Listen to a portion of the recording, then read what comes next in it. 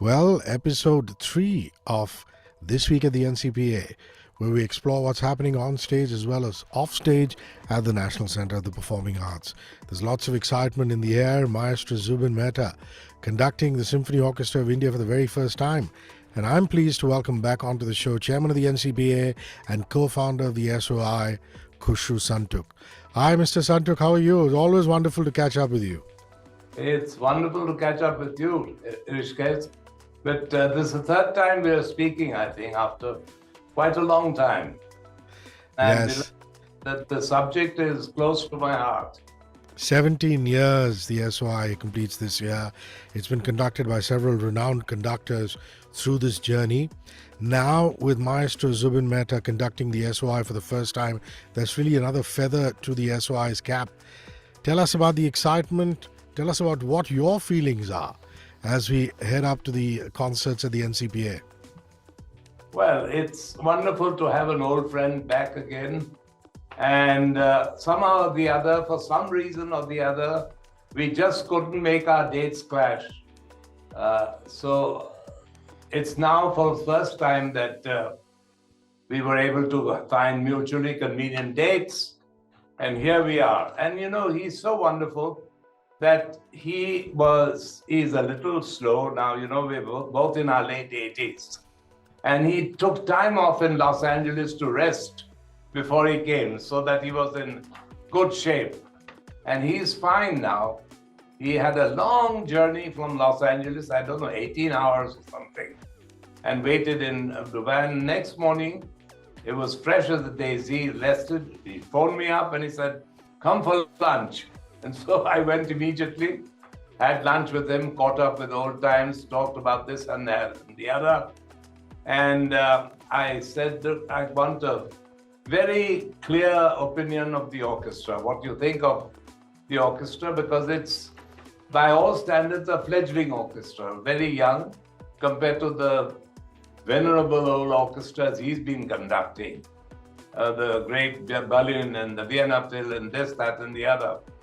So he was reassuring and he said, we'll see. And then he ordered Goa curry and rice, the first thing he had, and came across here and came to the NCPA for his first recital. As usual, he is so punctual as a professional. When he says he'll arrive at 9:30, he arrives at 9:30. He was ready. He went onto the stage. And my gosh, my players, they were so excited, even the day before. Maestro Mehta this and Maestro Mehta that, and will he speak to us? Can I take a selfie? Will he speak with us kindly? I said, he's a very nice man, don't worry. And when he came on, I went with him on the stage and there was a huge uproar of welcome. And then he started rehearsing. It was, as usual, his meticulous attention to detail is what makes him the great conductor he is. He knows his scores backward and forward, and immediately I could feel the difference in the sound within the first hour. That's his magic. And so we are looking forward to the concerts. And of course, he let our orchestra go about half an hour before the rehearsal ended, which is a good sign. So let's see what happens. He's rehearsing right now. And of course, he's a very, very detailed rehearsing gentleman. So you will find that he will dot the I's and cross the T's and say, second bassoon, you're not in tune. Third bassoon, a little softer. That electronic, or shall I say, the mathematical mind is at work wherever he goes. Tell us what we can expect. I believe we look forward to hearing some Mozart, Schubert, as well as Mahler. Yes. A little more about the compositions and the total strength of the orchestra performing it. Yes.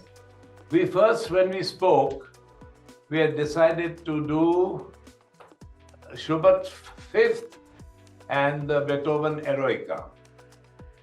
And then we thought about it a little bit, and I said, no, I think Bombay deserves a bigger sound. Although the Eroica is one of the greatest symphonies ever written. And it's the first romantic symphony of the 19th century. But I said Mahler is something that he did brilliantly well. And so I said, Zubin, what about doing Mahler 1? He agreed to do the Mahler 1. Then we changed the Schubert 5th to the unfinished, which is number 8. And now we have the Marriage of Figaro, Schubert number 8, which is the unfinished symphony, and Mahler number 1, popularly known as the Titan. So I was hoping to get a few advertisements from the Titan company. Let's see. Well, the Tatars have been supportive, and you're very own. So who knows? Maybe a phone call shall come. What you've also thought of doing is something very novel, Mr. Suntook, and I'd like you to dwell upon it. On the 19th, in terms of a live screening of the concert at the Tata Theatre, I think it's a great opportunity for music lovers. Please explain to us the thinking behind it and how concert goers have responded to the screening. Well, broken-hearted as they might have felt at not being able to be in the Jamshid Baba on the 19th, I think it's a wonderful opportunity for them. It is really, it was done before when he came with the Vienna Philharmonic a few years ago. The idea of the screening is for people who didn't get tickets, because the tickets are comparatively expensive. Whereas in the screening, which will be quite realistic and good, they can come in for 500 rupees or something like this. And so it's an opportunity for students and people who couldn't get any seats to come and see him. And one of the good things about the screening, which I like, is for once you can see the face of the conductor. He is back. So you can see all the expressions of him directing and him gesturing and telling them to shush or come up or fortissimo, pianissimo, keep quiet. That is quite an advantage when you sit behind the orchestra. And you know, some of the seats in halls which are behind the orchestra are prized by many music lovers because they like to see a conductor, whereas the real audience only sees it back. All of you are catching this broadcast. Tickets for that screening too are on Book My Show or at ncpamumbai.com. Please go get them as soon as you can. Let's talk about your friendship, Mr. Suntook, with Maestro Zubin Mehta. Our listeners would be delighted to know about your school days, your families, your mutual friends. Well, I've put pictures of his family in the dressing room just to make him feel at home. Starting with a birthday party at my house, where Zubin and Zarin were 4 years old and 3 years old, respectively. And our parents were friends, really. Melly and Temi Mehta were friends more with my mother than my father. And they remained even close friends until the time Temi auntie died. Unfortunately, Mr. Melly Mehta left India never to return in the 50s. He first went to, I think, Manchester, where he was second violin, and then he went to Liverpool, but I don't think they were very happy there in England. And when they migrated to America, they just blossomed. Yeah. That's quite a nugget. Well, my last question is, was it your shared love for music, Zubin Mehta and yourself, that formed the foundation of your deep friendship? Was it Western classical all the way through, or did you enjoy other forms of music in your youth, in your younger days? Well, yes, we did go dancing at Venice and at the Ambassador, which had a terrific jazz band, with my friend Mickey Correa playing the clarinet, and there was a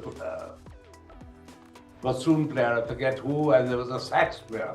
Incidentally, the saxophone which I gave to the NCPA was being played at the Ambassador. Wow. Uncle was a jazz player, my mother's father, as an amateur. But our friendship was largely because we were in the same school, Campion, right from first standard. And then we went to St. Mary's, and then 2 years in St. Xavier's, and then he left for Vienna. And we were regular friends, and of course, the twin love was music and cricket.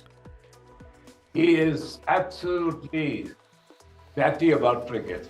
Here, when he was last here, I think a test match was being played. And all the time he'd go in and out and he'd ask for the score.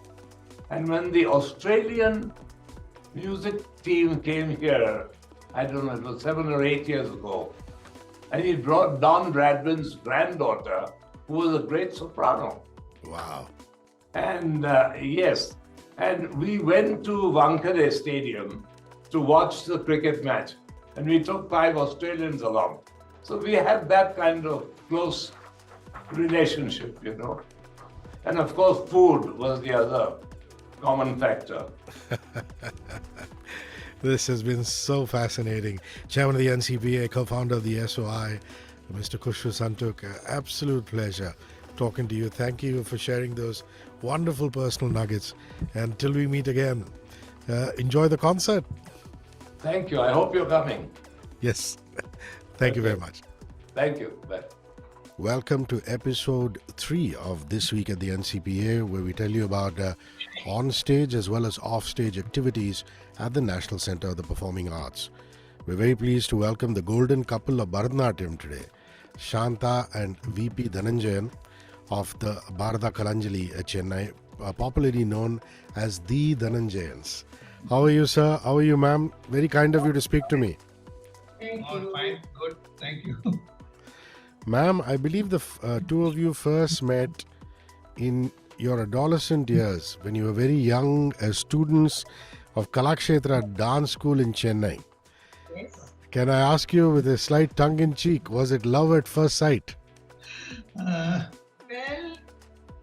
kind of, almost, I would say. I was too young to, say I love at first sight.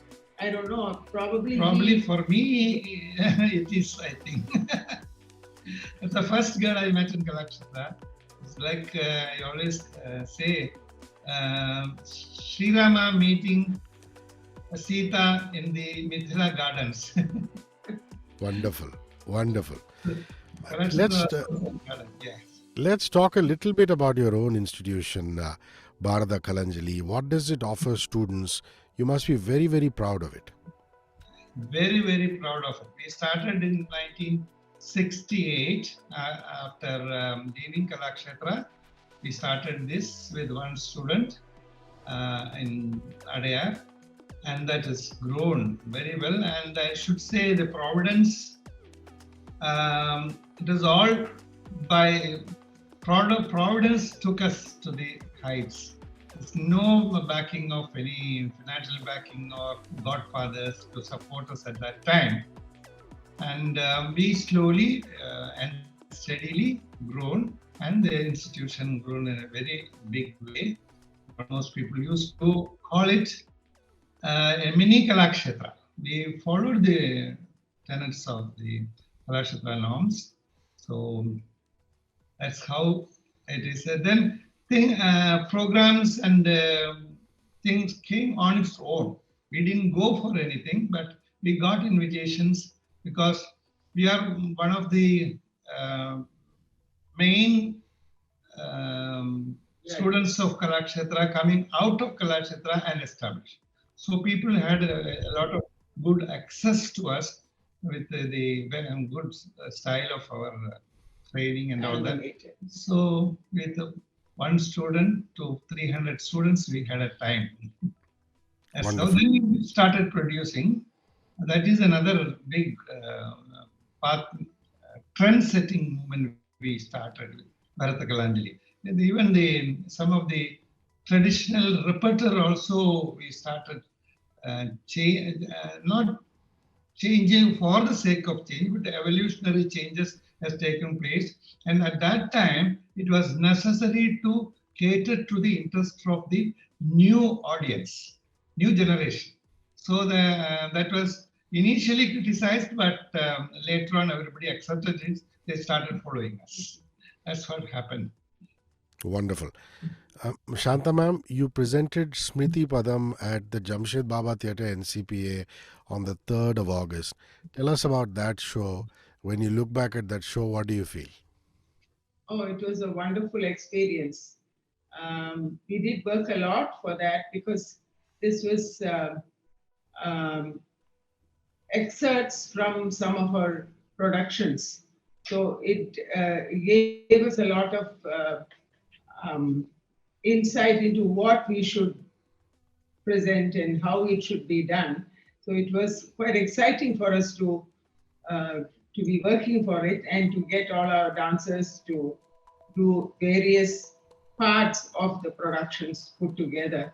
But I think it came out very well, and we were extremely happy to be, performing at the NCPA and with so much of um, encouragement and awe for us. And we love the audience, and we love the stage, and every item that we did, I think, was very special for us. I must say, at the time, NCPA gave us the opportunity to revive some of our old productions, Yes. successful productions. So we took some excerpts from each one and put it as a chain and presented it. Dhananjayan sir, you also had an August dance residency at the NCPA. You conducted workshops on the 4th and 5th of August. Tell us what attendees at the workshop got to learn. What is the kind of knowledge you imparted or shared with them? Oh, that was a wonderful experience because we had a lot of good dancers from Mumbai and other places. And we, unlike the usual workshop, I don't call it workshop, it's Abhyas Shala. Workshop means something else for me. So Abhyas Shala. And the participants were very enthusiastic. And unlike the usual workshop, learning items and things like that, we completely eschewed that, and we taught some techniques for the participants to emulate, understand, and enhance their own perception about Abhinaya, Angika Abhinaya, and Aharya Abhinaya, and all that. So we had good interaction also with them, and I am sure they would have benefited a lot because some of these aspects were not touched by any other teachers, because they normally do some adabus and do some items, but we didn't go into that. The technique of how the animal walk, the human walk, the characteristic walk, and body positions, body language. They call it body language, but they don't use it. How to make the body language communicative to the audience. That's the technique. Some technique we have taught them. Now it is up to them to think and improve themselves. So they must have got a lot of inputs from us. You're right. Like they say, a teacher can only take you to the water. Exactly. You have to drink the water yourself. Exactly. Shanta ma'am, you're known as the couple for a popular telecom brand. All the commercials you were part of. Tell us about that experience. How much you enjoyed filming for them. Oh, wonderful. That was a great experience. From being a performer, doing classical Bharatanatyam, and to get into a different mode of expression was quite challenging, but it was very exciting. We learned a lot and we enjoyed doing it, all those commercials. Later on, we also had invitations to act in movies. In fact, I recently acted in a Tamil movie. Before that, I acted in another Tamil movie. This time got released just recently. And Mr. Dhananjayan has also acted in another movie. Wow. So it kind of goes. And it's so exciting, so different. And as an artist, I think it opens out various ways of looking at art form. That's very beautifully put.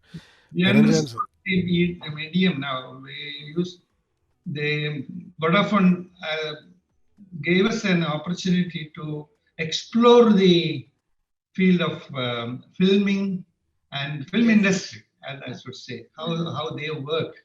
That's a good experience for us. Dhananjayan sir, you've had so many interesting collaborations. And I look at this list, it's astounding.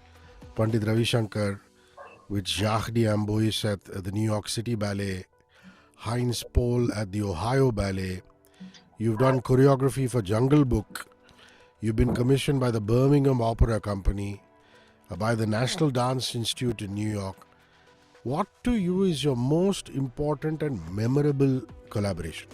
Well, out of these collaborations, I think I should say the Jungle Book with the collaboration with the Ohio Ballet Company is something very remarkable, I should say. We worked almost for 2 years to make it come on the stage. And it is almost, we are competing with the Broadway show of the Americans. And we got an award for this, the best production of the year, competing with so many other Broadway shows and all that. So this Jungle Book, initially it was very difficult because everybody said Mr. Heinz is a hard nut to break. Heinz, the great choreographer, ballet choreographer, is fastidiously classical, and he didn't even believe or appreciate the modern trend and all that. But he was very classical. So people told us, be careful, I don't think he will accept you as so we have to be, but we very easily cracked this nut.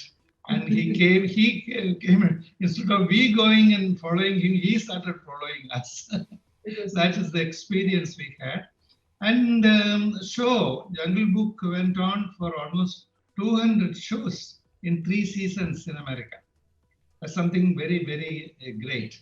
Another production that we enjoyed doing, we learned so much, was Ghanshyam, the Broken Branch by Pandit Ravi Shankar. And that was a great, great experience. That's also, yes, almost. Each one, in fact, gave us a different kind of experience.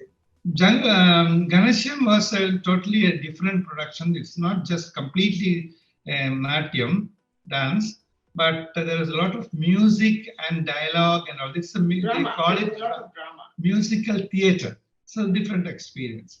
That also ran almost for 200 shows in UK and about 20 shows in Bharat, in our country. I call Bharatam, not India. Sorry. Beautiful. That's the golden couple of Bharatnatyam, Shanta and VP Dhananjayan of Bharata Kalanjali, Chennai, popularly known as the Dhananjayans. Thank you so much for your time. We look forward to welcoming you back to the NCPA very soon for another wonderful performance as well as another residency. Thank you so much. We'll come back. 94.3 Radio 1.